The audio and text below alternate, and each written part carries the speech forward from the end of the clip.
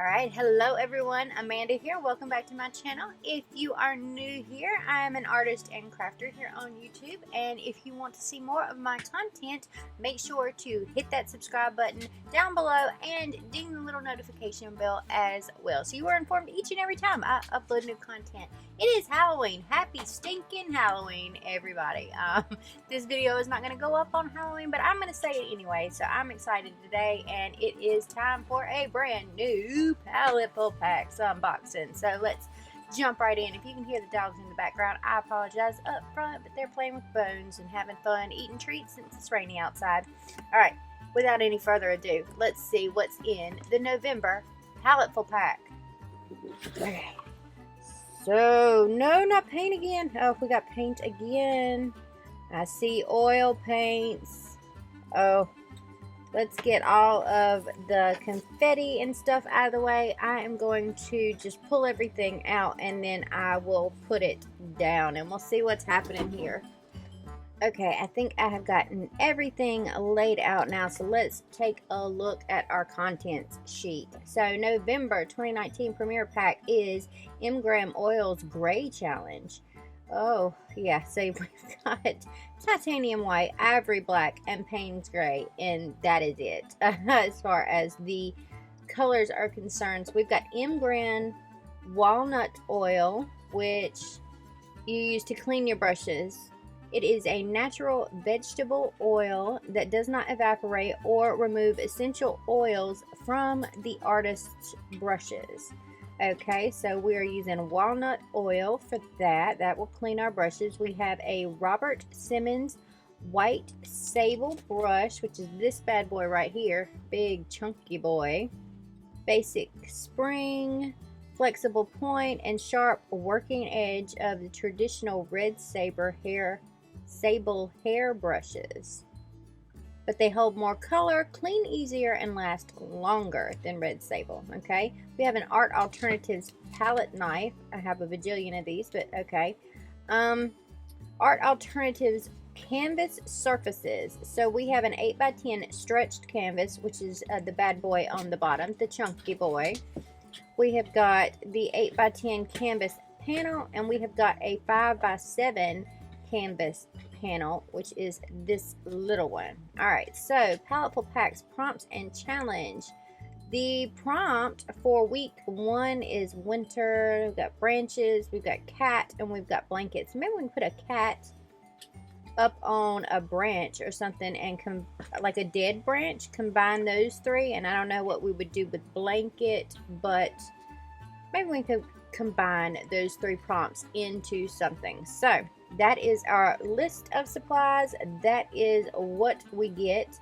Oil paints are so messy, but we are going to give it a go. And I think I'm going to sketch something out on the 5x7 canvas and work on it. So because I really don't know what I'm doing with oil paints, I am going to start small. So I think I'm going to sketch out a branch, a kitty cat silhouette, and maybe a moon or something in the background. And we're going to go from there and see if we can make that work. Okay, so I have taken a pencil and sort of sketched out a rough idea here. Got a little kitty cat looking up at a kitty cat up in a tree, maybe to get him to come down and play. So we've got a silhouetted tree. One thing I'm going to notice is that there's no little container for this to go in, which is a fire hazard, by the way. It says rags, steel wool, or waste soaked with walnut oil may spontaneously catch fire if improperly discarded. I have got this little plastic cup here, and I am going to pour a little bit of this in it. Alright, so I really don't know how much you need to clean your brushes. I just poured a little bit of it in there, and we'll work with that. It also doesn't give you any kind of palette. I don't remember which oil paints came before. Maybe it was a scrawler box, that it had a little piece of parchment paper with it, which was really, really handy. So that you could mix your paints on something. So I have got the back of a Reese cup thing. I don't know. Anyway, I'm not that. It's fine.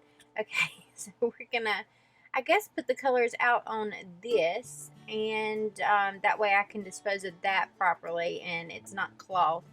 And we're gonna, yeah, check out the colors. And I know that because I'm using such a small canvas size, a little is gonna go a long way. So I'm just gonna get the tiniest bit of color out on my makeshift palette here, and we'll see what these colors look like. So that is the Payne's Gray. We've got the Ivory Black, and the Titanium White is what we're going to need the most of. I'm going to put a little bit more, I didn't put much at all, of this walnut oil in my cup. It's about a third of the bottle. And we're going to see what that does. So let's get this over here and out of the way. And I'm just going to sort of jump in. You can work light to dark or dark to light. I don't remember with oils. This is such a big brush. I'm gonna, I think, do the background in like a gray. I'm gonna leave this for the moon, and then the cats and the tree will be black. So maybe I should start with the gray. Let's try that. Alright, so voiceover time, and I have banished the dogs back into the house with their brother, so that will be taken care of. No more bone noises in the background. That was lovely. Didn't you enjoy the sound effects? Alright, so, and here we go with the brand new side view back again. I have got nothing to really add to this voiceover. I can tell you what I did, but that's about the extent of it. I have no idea what I am doing with oil paints. I really don't. So I'm just winging it at this point. And I am going in, I mixed quite a bit of the white with just the teeniest little smidge of the Payne's Gray, and that is what I am going into this background with. This whole process took me about an hour to do. I'm adding more color because the paper here is sort of soaking up the paint that I had, and it's not, you know, allowing, it's making the paint dry on the paper. So I'm gonna have to go in and mix this color like 2 or 3 times, but it does give me a little bit of a gradient going down because I think I get a little bit darker each time I move. As far as the brush is concerned, the brush is very nice. I like the brush. I think that this little tedious brush would be a little bit of a pain in the butt had I chosen one of the bigger canvases, but because I went with the 5x7, it's pretty handy. It's not too bad at all. I'm sorry, I keep banging the stinking thing, so that is not going to be an issue in later videos because I have moved the table that it was sitting on, and so I can't bang it every time I move or shift around. But anyway, that aside, this is not really a detail brush. I think I kind of would have preferred if you got a slightly larger brush, this brush, and then like a fine little brush for details, because yeah, these little branches that I did are little branches. So we're switching back over to the top view so you can get an idea of what I'm doing here as well. The paint went down really smooth. I can't say anything negative about the paint. I think limiting the color palette that you're using here was a good option for me because I really had no idea what I'm doing. And this is the section that has got the most open space to it, and so this is what I'm talking about, with a slightly larger brush would have come in handy, but I got it done with this smaller flat brush. So I mean, it is what it is. That was just something that I would have liked to see, in addition to maybe some kind of parchment paper, which should have been, given. I think that would have been an inexpensive little option to use as a palette, instead of me having to come up with the back of a Reese's cereal bar box on my own. So I'm going in here, I am filling out the background. Absolutely nothing to say about it. It could be a lot more detailed. It could go in a gradient from the top to the bottom, getting darker and darker as it went down, and on more time and a more detailed piece, it's totally what I would do. But like I said, I got no clue what I'm doing, and so yeah, I went for simplicity, and the idea of a silhouetted tree and silhouetted kitty cats in a night sky was the way to go. It was a safe option for me at this point, which is where I'm gonna go with the oil paints. By the way, I went this whole time, and then I got all the way to the end and got black paint all over my face because I touched the corner after I painted this black portion in of the tree, and then yeah, my nose started getting itchy. I scratched my nose and I looked like I was wearing face paint for a little while, and that is not easy to get off. But it's okay. So with the branches, I started with the basic branches that I have sort of sketched out here and the spots that I left open when I was doing the background, and then I'm just sort of going in and with the brush tipped sideways trying to make itty bitty little extended branches coming off of those, just to give the tree a little bit more detail and a little bit more depth. So you know, I'm trying to fill out more of the tree as I go, and the little kitty cats are silhouetted out, so they're just black. I'm not going back and putting eyeballs in them or anything. It's just like they're in full shadow here. And yeah, I really like how the kitty cats were looking in this, and you can see his little tail floating out there. And yeah, so after I do this, I'm sort of just going to go back in with the gray, back and forth with the gray and the black, just to fill in a couple of spots that I may have missed with the outlining of the shape. And then I'm going to go in and I'm going to do the moon, and there's nothing else to it. Like I said, this was a pretty simple piece for me. I tend to go simple with painting because I don't know what I'm doing, but it was fun. I really enjoyed it, and I like the finished piece. I like how it came out, so it's not bad at all. And I may try this grayscale thing in one of the larger canvases. It's just that the stinking oil paints take days to dry, and I have dogs running around all over the place knocking stuff over on a regular basis, so I've got to find somewhere safe to put my paintings so that they have the chance to dry and not smudge all over the place when a puppy knocks something over. But yeah, I think I'm going to wrap up the voice section here and just let you enjoy the rest of the time lapse. I'm going to go in here, I'm going to put some highlights in the tree. Is it highlights? Is it snow? We'll never know. I'll never tell. You can tell me which one you think it is down in the comments below. Is it highlights or is it snow on my wintry tree? Alright, I will see you at the end.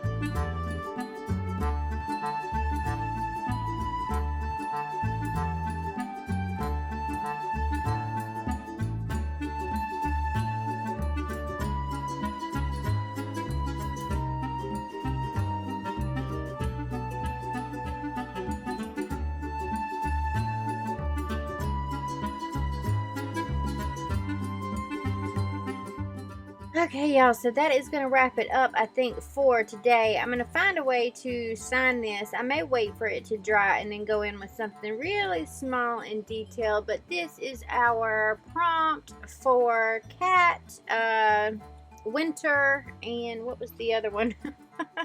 Branches. Okay, cat, winter, and branches. So I just couldn't find a way to incorporate sort of a blanket, but hey, did 3 of them, so yay. Yeah, it's not a masterpiece, but it's definitely better than the abstract floral piece that I tried from the other oil paint box. The oils are just not my thing, but I kind of like it. It's kind of cute. It's Halloweeny. It's wintry. It works. So yeah, you could definitely build up more layers on this. Give some gradient to the sky in the background. And is this snow? Is it highlights? We'll never know. Tell me what you think it is down in the comments below. So is it snow or is it just highlights? Because the cat's got it too. So evidently he's been sitting there for a while if it's snow.